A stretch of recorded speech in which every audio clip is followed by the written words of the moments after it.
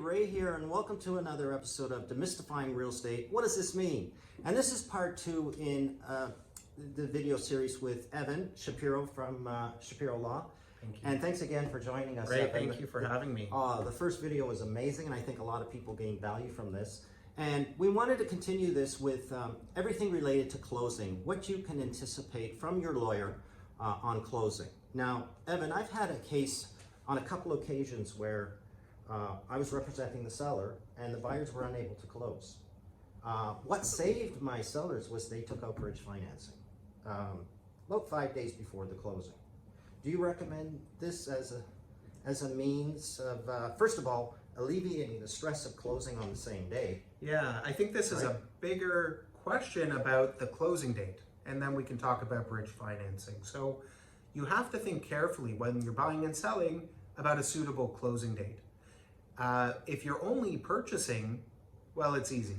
But if you're buying and selling, you need to complete your sale. To complete your purchase, there's an order of operations, right? You need the money from the sale, and that needs to close smoothly before you can close your purchase. Right. There's this push and pull, a discussion of same day closing. Do you do both deals on the same date? Or do you do something like bridge financing, which would allow you to actually complete your purchase first and your sale second?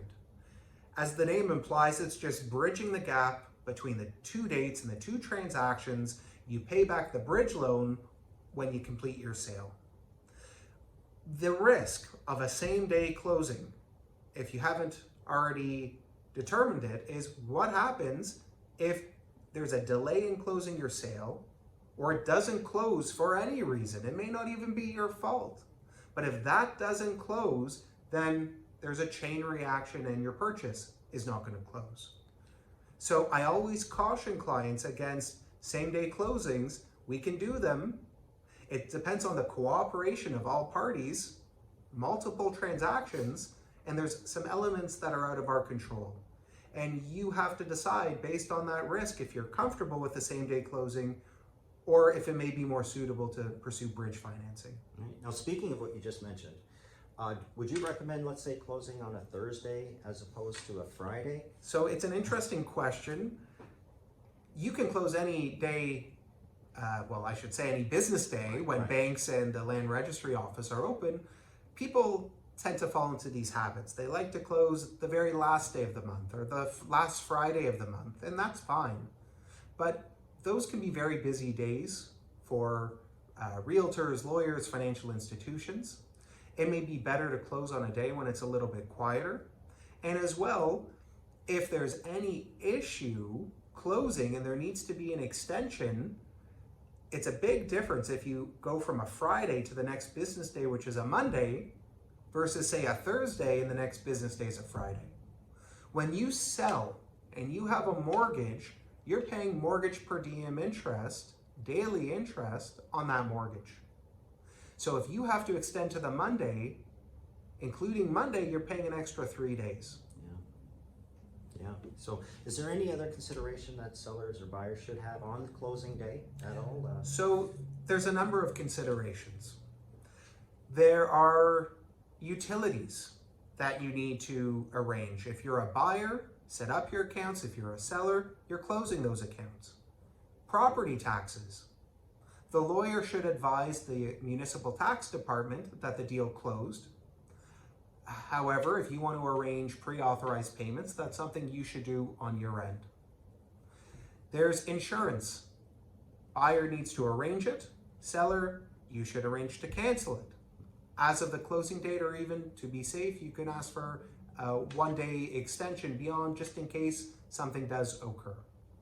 The other big one is keys for possession. How do you transfer those keys? So it's become quite common after COVID that there's a lockbox on site, seller leaves a set of keys there for the buyer, but it's something you need to arrange.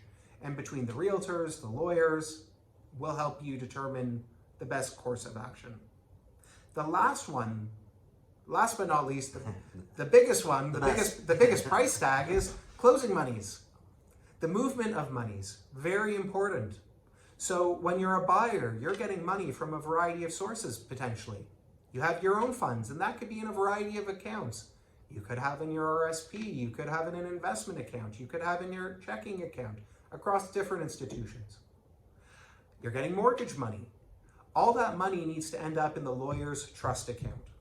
And once it arrives at the lawyer's account, we will be able to pay out all monies due on closing, which includes the balance owed to the seller, your land transfer tax, and your other closing costs and disbursements, such as title insurance. Similarly, on the seller side, all the money's coming to the lawyer.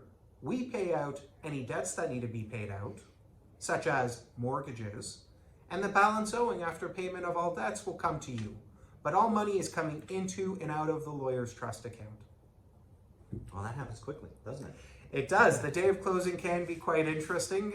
You're worried about you're moving and getting boxes in and out, and we're worried about getting money in and out. Yeah. But together, we'll make sure the deal gets closed on time and money gets to where it needs to be. Oh, that's amazing. Again, a wealth of information. In fact, I've learned something through speaking with you, Evan. There was a lot of things, details I didn't know what was happening behind the scenes when the lawyer took over after the firm sale. So again, Evan, thank you so Thank you, much. Ray. Amazing information, folks. Thank you. Thank you.